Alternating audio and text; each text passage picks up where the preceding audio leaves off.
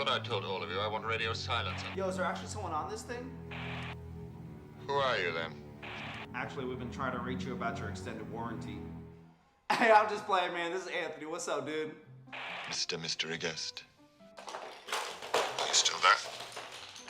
Hey, yeah, dude, you got me?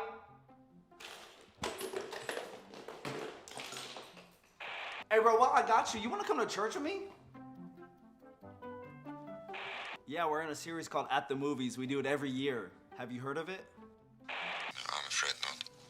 Hey, bro, that's no problem, bro. Hey, Holiday at the Movies is straight lit, bro. No cap, dog. You gotta be there. It's where we take holiday movies and we take biblical principles for them, but like real holiday movies. Hey, not like Die Hard, you know? This is very kind of you. Hey, you good, bro, but make sure you're there in person or join the Compass streaming service online. We can't do it on Facebook or YouTube. Hey, copyright issues. But you have me at a loss. Hey, bro, it's not that hard. Just join us in person or do the Compass online streaming service. You'll figure it out. Hey, man, it's been really nice chatting with you. You seem fun.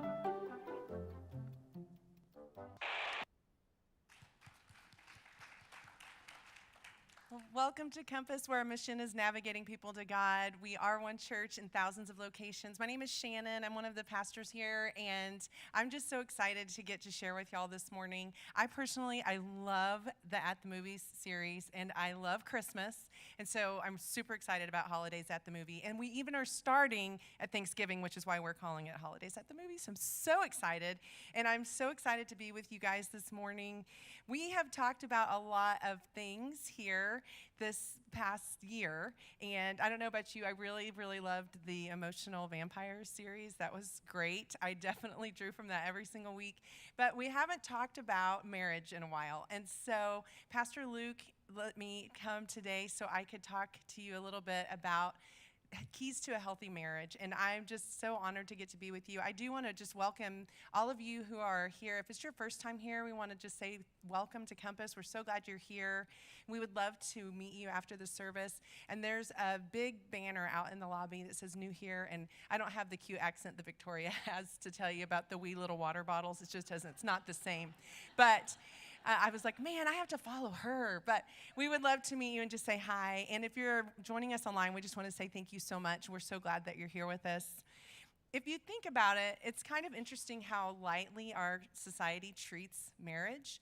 Like, if you want to drive a car, you have to go get a learner's permit. You take the classes for months and months, it seems like. You have to put in hours of driving with someone else. As a parent who has taught 2 kids to drive, it's a lot of hours that you have to spend in the car.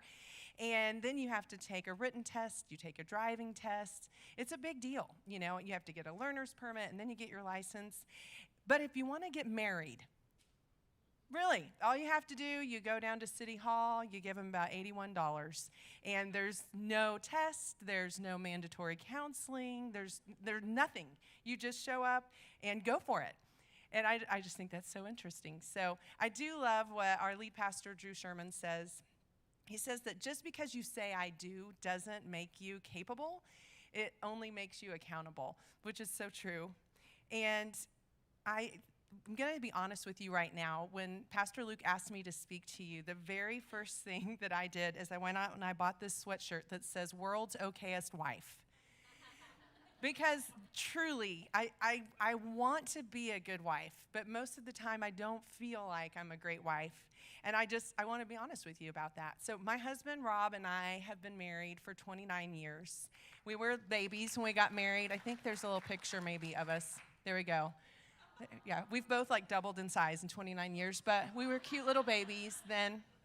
And we always say it's been 15 of the happiest years of our lives, which is kind of funny, but honestly, it's kind of true. Rob and I are total opposites. He loves the mountains, I love the beach. He loves to be quiet, I love to be loud. I mean, you name it, we are opposites. The only things that we really have in common are how much we love Jesus and how much we love our kids. And that's about it. And in fact, I have to say this too. We love NRH so much. We love this campus, and our son and daughter-in-law attend here. Our daughter-in-love, that's what I like to call her. So anyway, we love you guys so much, and I'm so excited about that. And it didn't take Rob and I very long to figure out that being married was not like a Disney fairy tale where you live happily ever after. The Little Mermaid, at the time when we got married, that was my favorite. It's still my favorite Disney movie, and this is what I thought it was going to look like forever. And we learned very quickly, we did not have the sweet, you never fight, you always get along honeymoon season at all. Like, we fought on our honeymoon. And so we have learned that marriage is hard work. And so I can honestly tell you, after 29 years, 4 pregnancies, 2 kids, 1 daughter in love, lots of moves. In fact, we've moved to, I think we counted, it's been 14 times that we've moved. Lots of laughter, lots of heartache, countless books and classes on marriage, and lots of counseling later, that we have a great marriage. We have a good marriage, we'll say that. Sometimes it's great, sometimes it's good, but all of it is by the grace of God. And so the truth is, marriage can be hard, and having a good marriage takes a lot of work. So today, I just would love to share with you some of the things that I've learned in 29 years of working really hard to be a better wife and to have a healthy marriage.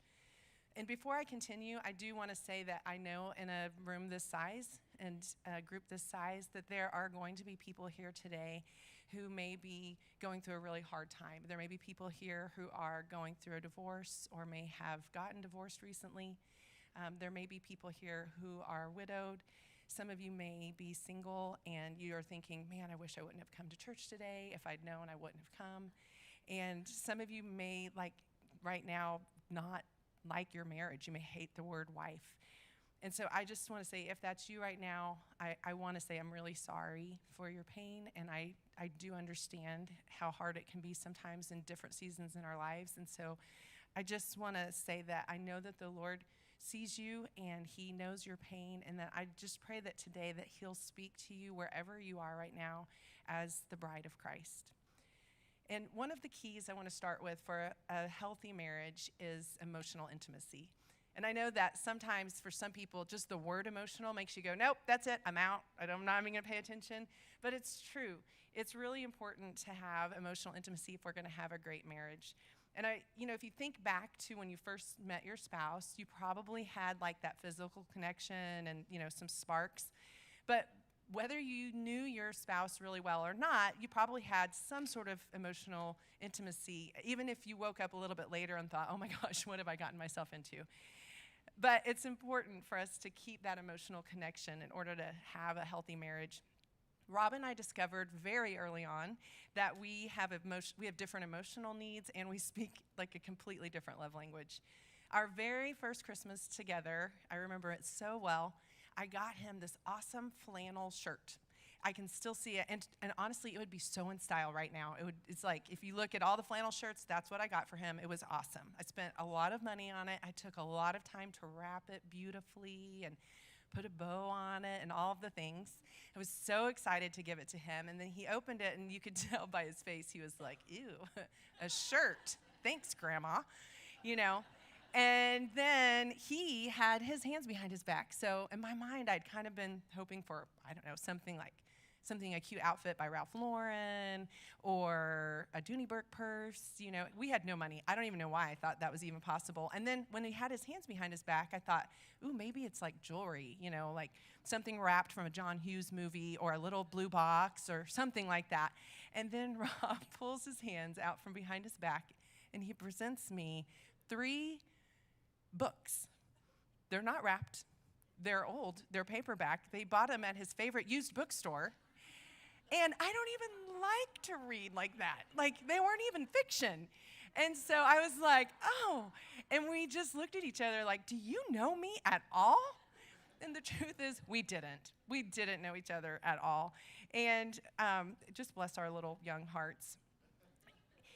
We loved each other, and we were trying to show each other that we loved each other, but it didn't translate to the other person. And as we've grown in our marriage, we've learned that we need to speak each other's love languages. And that's a great book, by the way, if you're taking notes, by Gary Chapman. And it took us another 10 years or so to figure out that we did not get each other's emotional needs either. And so Rob's greatest need as a man is for me to respect him. And my greatest need is for him to love me. In Ephesians 5:22, it says, "Wives, submit yourselves to your husbands, i.e., respect them, as you do to the Lord." That's how God created us. And then it says in Ephesians 5:25, "Husbands, love your wives as Christ loved the church and gave himself up for her." This idea of love and respect, I know sometimes people struggle with it, but it's from God. It's straight from the Bible.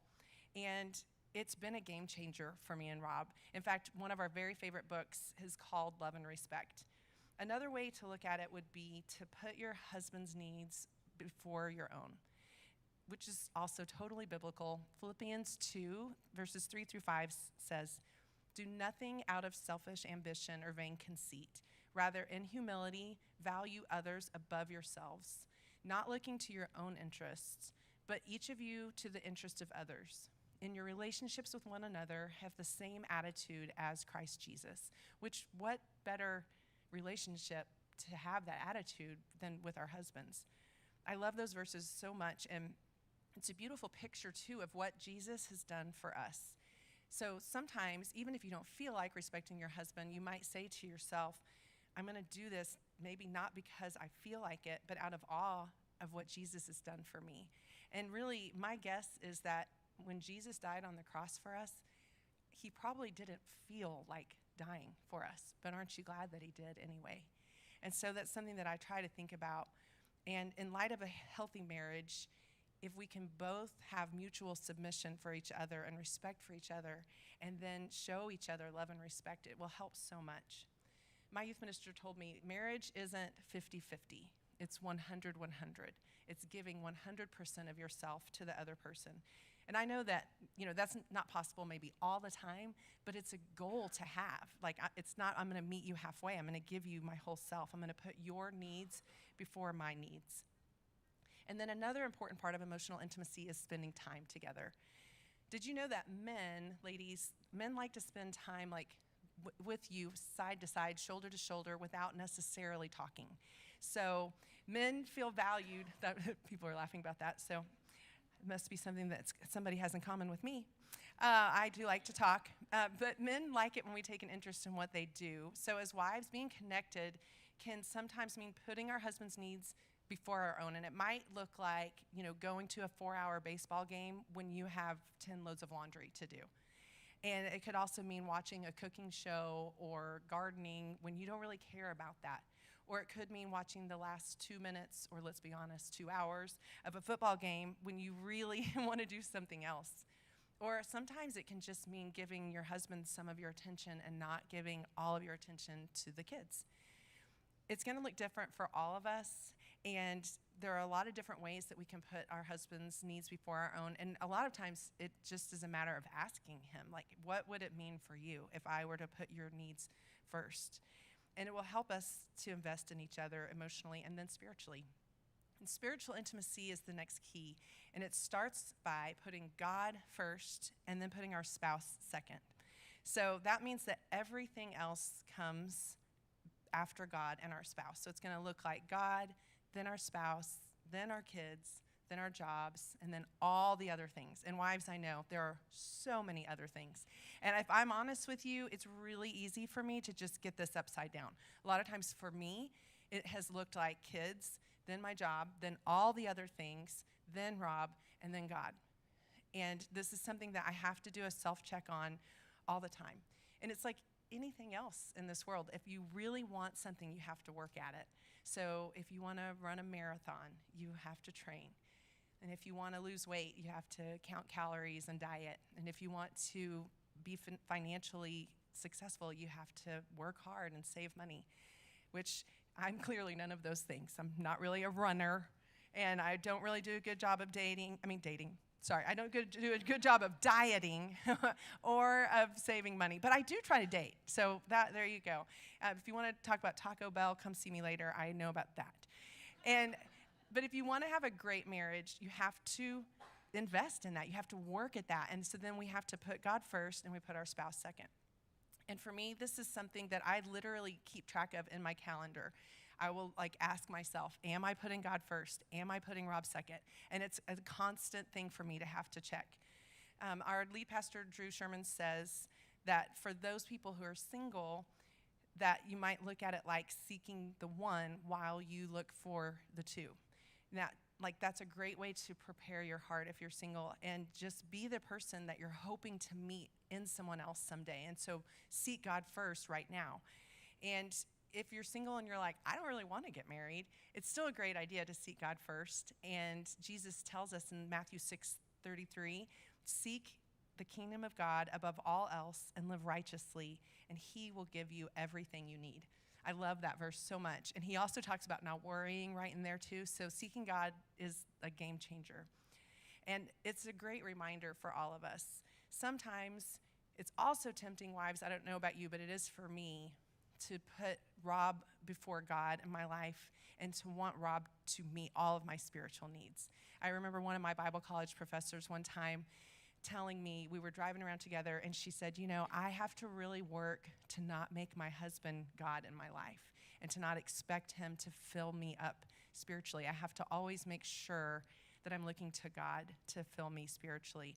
If we are looking to our spouse to fill our spiritual needs, we're always going to end up disappointed. And so I know it's such a balance, and it's just, like, again, critical that we keep continuing to seek God first and then put our spouse second. And then the other thing, as far as spiritual intimacy goes, is spending time talking about God and then praying together. And this will look different for every single couple. We have some great friends in India, Ajay and Indu Lal, and they are so sweet, so godly. And they spend every single morning, they eat breakfast together, and they have a book that they read about God together, and then they pray every single morning. And a book like that, sometimes people will call it a devotional book. So that's something that they do together. And then our lead pastor, Drew and Michelle Sherman, what they do is they have their quiet time, they're not just being quiet, like they're being quiet before God. And then they read a devotional book about God. They read their Bible, and then they talk about what they're learning. They do it separately. They have their own books that they're reading and their own things in the Bible that they're reading, and then they pray together and just talk about what they're learning.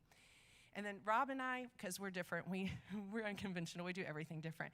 We don't do our quiet time together at all, but we have been reading through the Bible together with the same Bible plan for the past 20 years.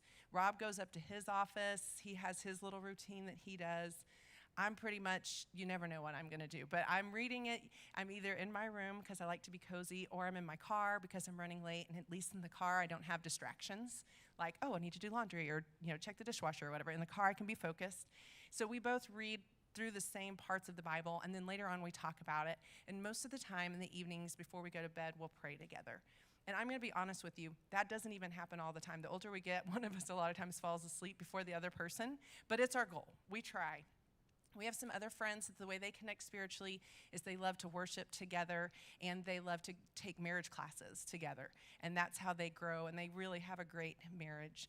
And I will tell you too, Pastor Drew wanted me to be sure and tell you that, that doesn't happen every single day for Ajay and Indu, or Drew and Michelle, or for me and Rob. It's the goal. It's what we shoot for. But, things come up. We have different seasons, and so it's not like every single day without fail. None of those people are perfect, but that's just some different ideas. And I will tell you that it's important to just know that every couple is unique, and it's like we're like snowflakes or fingerprints, and everybody's going to do it differently. But the vast majority of people don't necessarily spend time talking about God together. And so a good start would just be to ask each other, hey, what are you learning about God right now? Or even after church, once a week, just say, hey, what did God, say to you this week through Pastor Luke's message? It's just, something to start having conversations with each other about God. And this is a place, I'm going to be honest with you too and tell you that I've had to learn to put Rob before myself in this area, because when we were first married, and really for a long time, I wanted to be the family that had breakfast together and read the little devotional book and prayed together like Ajay and Indu Lal. That was my picture. And so just being honest with you, I am always running late. I accidentally oversleep. I'm always running late. There's no breakfast happening at our house. You're lucky to get a Pop-Tart, maybe. And that's my daughter who just laughed really loud because it's so true. So I want that, but it's not going to happen. And Rob is like, I don't want to do that. That's not my thing. I don't want to sit down and have family devotions together. And so I had to decide at one point, okay, he's my husband, and I'm going to respect him. He does not want to do that. And so I'm just going to pray about it. And God has helped me to get to a different place and to change my expectations and just to figure out a way that we can grow together spiritually without me having to nag him all the time, because that doesn't really work. Tommy Nelson says that a spiritual relationship is when you're running towards Christ and you look beside you and your spouse is right there running with you. And so I kind of like to think about it like a triangle. If God's up here and then Rob's here and I'm here and we're both running towards God, then we're growing closer together. And that's kind of how I picture it in my mind. Just some ideas to, like, if you're like, I don't even know where to start with this. Some ideas would just be when you come to church and you worship, hold hands, worship together. If you can do your quiet time together, spend time together, great. If not, do your own and maybe try and talk about it at some point. Another way that you can grow spiritually together is just experiencing God together. Rooted is a great way to do that, and Rooted will start up again. The next session is in January, and I believe you can even go online right now, compass.church/rooted, and sign up. And then another thing you can do is just use your gifts together. We have some really good friends who the thing that they do to connect together is to serve together. They were like, we love it. And they've found their little places they want to serve together. It's so cute. They're a young married couple, and I love it. And I know that in a room this size, like I had said earlier, there are also going to be some ladies in here today who are like, my husband does not want to connect with me spiritually at all. And so I do want to say, if that's you, that I'm sorry. And I know that that is true for a lot of people. And so I just want to encourage you, again, just to keep praying and keep seeking God, because he is also our husband. He delights in you as the bride of Christ. And so keep seeking and asking him. 1 Peter 3, verses 1 and 2 says, so this is Peter. Earlier we talked about it was from Paul, but he says, wives, in the same way, submit yourselves to your own husbands, so that if any of them do not believe the word, they may be won over without words by the behavior of their wives when they see the purity and reverence of your lives. So if your husband isn't ready for spiritual intimacy, keep asking God and putting your husband second, and keep praying and just ask the Lord to maybe change his heart. My brother-in-law is a counselor, and he said something years ago that has helped me so much in our marriage. He said that when you don't agree with your spouse, pray for God to change their mind. And if he'll either change their mind or he'll help your heart in the middle. And truly, God has done that for me and for Rob so many times. One of the interesting things to notice in the verses that I read earlier is that Peter says in the second part of verse 1 that they may be won over without words. So there's that thing again. And he says that because he's a man. And he knows truly nagging doesn't work. I'm telling you, I've tried for 29 years. Just if you're young and married here, just take my advice. Doesn't work. But the Proverbs, which are wisdom writings, it even talks about nagging so much. And in Proverbs 27:15, it says, a quarrelsome wife is as annoying as a constant dripping on a rainy day. And I'm like, I don't want to be that person. Really nobody does. And sometimes husbands nag. So if you're a naggy husband, tuck that away too. Nobody wants it. And nobody wants to be that person. But I will say this. If your husband doesn't want to have spiritual intimacy with you, God does not mind if you nag. In fact, in the Bible, he tells us that we can nag him. And so just keep talking to God about it. And I just want to encourage you that God will listen to you and he'll be there with you. And then I would like to spend the remainder of our time together just talking about physical intimacy. And even though the world might have us believe otherwise, we can all really agree, like, men and women are different. I know people on the news might say different, but really, if you know any guys, if you know any women, we're different. Our brains are different, our bodies are different, we're wired differently. And so we have to work at making spiritual intimacy work, because God designed marriage and sex to go together for a healthy marriage. And there's some ways that you can work on having physical intimacy. The first thing I would say is date often. That's one of the things that Rob and I were married by my youth minister, and he told us, first thing, make sure that you date often. And when we were first married, we were so poor. We lived in this little tiny duplex. We have a picture of it. We lived in half of that house. And so it was very, very cheap. And we were very thankful and blessed to have that place. But if we thought about our marriage like, well, we're single, so every single night is like date night, we would have ended up sitting on the couch eating macaroni, cheese, and hot dogs and watching TV like every other night. And our very young and often very difficult marriage would not have done very well. And so we had to be creative. We found ways to date without a lot of money. We went to parks, we took walks, we went to Sonic Happy Hour, and if you know me, I still love Sonic Happy Hour, and that's why. We both made like minimum wage. I think we made like $3 and something an hour. I don't know. It was like crazy. So we would go to dollar movies with our best friends. We would split one Coke and popcorn and have 2 straws. And we went to Taco Bell a lot. And I want to ask, just don't judge me for the Taco Bell thing, because when you're poor, Taco Bell tastes really good, And honestly, really, if you're not poor, sometimes it tastes really good. But the point is that we started our marriage by making date night a priority, and we continued to date each other. And 29 years later, we still really like each other. And so I just want to encourage those of you who are younger. I know there are a lot of families here who are young and have little kids. And I've seen so many cute little pregnant women today, and it's just so fun. And I just want to tell you that just keep dating. I know that it can be difficult, and I know that you can be tired, but just keep investing in each other along the way. And I also want to encourage you that someday you'll be empty nesters. And I don't know if any other empty nesters are here, but it's fun. It actually is. It's like being newly married, but you know how to get along. So it's really nice. But you want to make sure that you like each other when you get to that place. So I just want to encourage you, make sure that you put your husband first, put your kids next, because your kids are going to leave, and you're going to be stuck with your husband, and you want to get along with each other at that point. So keep dating. And I know there's more to physical intimacy than just dating, but dating will definitely lead to those things. Holding hands, hugging, cuddling, et cetera, et cetera. And I also am aware that everyone has different needs. So some people in a marriage might have more emotional needs, and some people in a marriage will have more physical needs. I've been married long enough, had enough friends, done enough marriage counseling to know that this is true.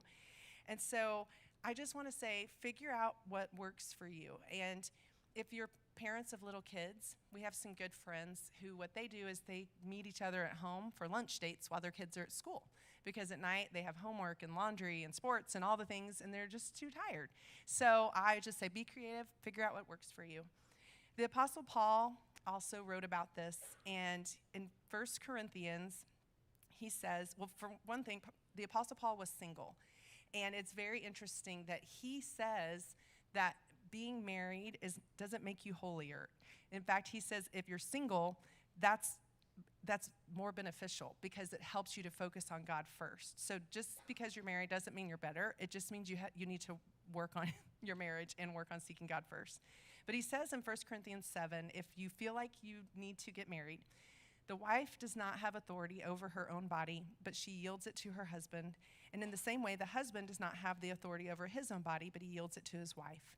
Do not deprive each other, except perhaps by mutual consent and for a time, so that you may devote yourselves to prayer and then come together again so that Satan will not tempt you because of your lack of self-control. I love those verses because it tells me that physical intimacy is important enough that God would include it in the Bible. And I want us to notice that God doesn't say, hey, tell the other person that they need to, they don't have authority over their own body, or use God's word to get our own way. What he assumes is that we're going to be adults, we'll read the Bible, and we'll do what it says. So we can't abuse God's word for our own selfish gain, but it's important to notice that God cares about marriage, and he wants us to work on this. And again, if you're in a place in your marriage where it's not going well, I just want to encourage you, keep seeking God, keep praying. And I also want to just tell you that if you find yourself in a place in your marriage where you are fighting the same fight all the time, or you're just stuck, can I just encourage you to talk to a counselor? Rob and I like to call marriage counseling going to get translation for marriage, because it's like we speak 2 different languages a lot of the time, and we've gotten a lot of translation help.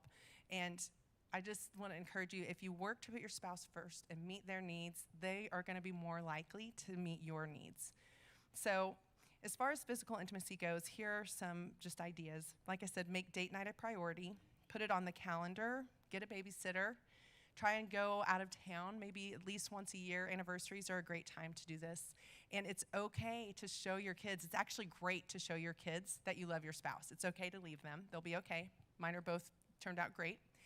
And I just want to encourage you, hold hands, hug, laugh together often, and make intimacy a priority because your marriage is 100% worth the investment. And then the trick is to work on all three at the same time. So a few weeks ago, Rob and our daughter Kate and I went to Nebraska to visit my father-in-law, and he is 89. He's wonderful. And he and my mother-in-law, Alice, were married for 60 years. And she got Alzheimer's and had Alzheimer's for the last 10 years of their marriage. She went to be with Jesus about 3 years ago, but it struck me on this trip when we went to see them, or went to see him a few weeks ago, that my mother-in-law's touches are all over their house. Her quilts, her cross-stitch things, all the little pretty things that she bought. I mean, she's still everywhere. And one of the things that they have all over the house too are pictures of themselves together. And in their kitchen, there's this big picture of them, and it's so cute. And it's a picture of my father-in-law, and my mother-in-law is standing behind him, and it says, "Behind every good man is an amazing woman." And she's just standing behind him, and she's beaming. I know it's kind of hard to see, but she's so proud. And I know that there would be some women who might be offended by that. But Alice was proud of that. She truly thought her husband Clarence was the greatest, and she respected him so much and loved him so much and loved to do things for him. And I just want to tell you, she wasn't just like an old-fashioned farmer's wife. My mother-in-law was this powerhouse nurse, executive, vice president of a hospital. She was a respected leader in her community. She was awesome. But she loved her husband, and she loved to serve him, and she was a great example to me of Christ-like humility. She walked that fine line of respecting her husband and having her own opinions. And because she loved Jesus and she loved Clarence so much, she was willing to submit to both Jesus and her husband. And she taught me that having a healthy marriage takes a lot of hard work, and she taught me about mutual respect and that it's absolutely possible to both respect one another. And they didn't have an easy marriage. In fact, they lost a child, and a few weeks later, they lost their farm. They went through so much heartache and devastation in their lives. They had a hard time in their marriage at times, but they both exemplified biblical models of a husband and a wife. They went to church every single week. They prayed together daily. They went on dates. They held hands until my mother-in-law went to a memory care facility. And even then, my father-in-law would go visit her every day, and he would have lunch with her, and he'd feed her, and he'd hold her hand. And so after 29 years of marriage, I know I'm not perfect. I'm definitely the world's okayest wife. But I want to be the kind of person who's humble before Christ. And I want to be a good wife. I want to be a great wife. And I want to be the kind of wife that my kids and my grandkids will look at someday and say, she worked to have a healthy marriage. So this is my prayer for all of the couples that I know. This is my prayer for all the couples watching online. And if you are watching or listening today and you realize that your marriage isn't as healthy as it needs to be, I just want to encourage you, keep going, keep praying, keep trying. Would you pray with me? Jesus, I just want to thank you so much for the ultimate example of humility to us. Thank you for loving us so much that you would literally give your own life for us. And I pray for all of the wives who are in the room today watching online, would you please help us to grow closer to you and to our husbands daily? Would you help us to be humble? Would you help us to respect our husbands and show them respect? Help us to be like you, and help us to grow in these three areas of intimacy, emotionally, physically, spiritually with our husbands. And I just want to ask that you would help all of us in this room and online today to be the bride of Christ and to respect you and to seek you first. We love you so much, Jesus, and we pray in your name. Amen.